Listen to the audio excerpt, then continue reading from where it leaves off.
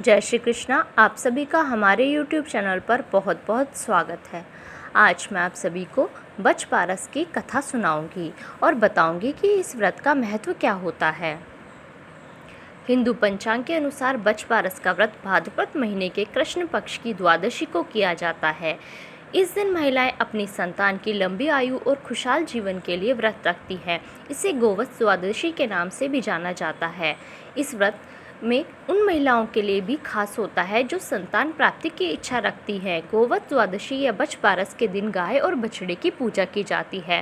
साथ ही बच पारस की कहानी भी सुनी जाती है। चलिए अब मैं आपको कहानी सुनाती हूँ।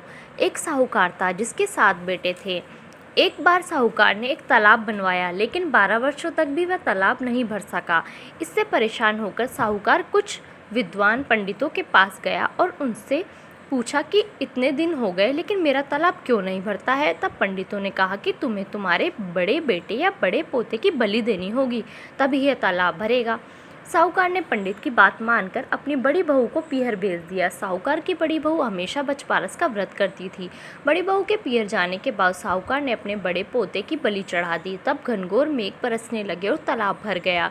जब साहूकार अपने तालाब की पूजा करने जाने लगा तो अन्य लोग भी उसके साथ उसकी तालाब की पूजा करने जाने लगे। जाते समय साहूकार ने अपनी दासी से कहा कि गेहूँला, धानुला, चने और मोठ बना लेना। साहूकार की गाय के बच्चे का नाम भी गेहूँला धानुला था। उस दासी ने गाय के बच्चे को ही गेहूँला धानुला समझकर पका दिया। साहूकार व साहूकारनी गाजे बाजे के साथ तालाब को पूजने लगे। साहूकार के पूजन कर लेने के बाद वहां आए लोग भी तालाब का पूजन करने लगे।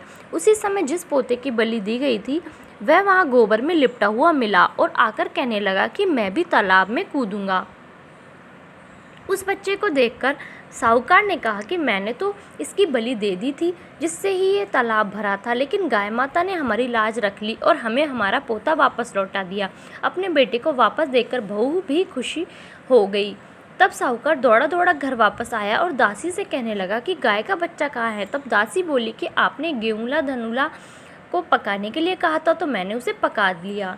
यह सुनते ही साहूकार क्रोधित हो उठा और अपनी दासी से कहने लगा, अरे पापिनी, तूने यह क्या अनर्थ कर दिया। अभी हम एक पाप उतार कर आए हैं, उससे पहले ही तूने दूसरा पाप हमारे लगा दिया।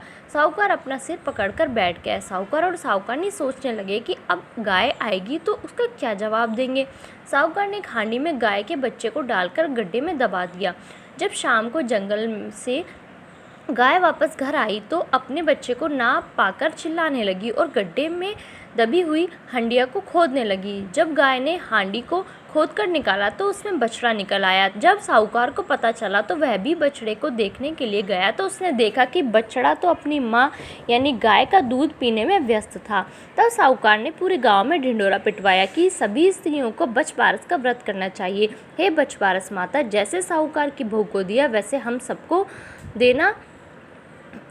धन्यवाद। इस वीडियो में बस इतना ही। प्लीज़ आप मेरी वीडियो को लाइक कीजिए, शेयर कीजिए और मेरे चैनल को सब्सक्राइब कीजिए।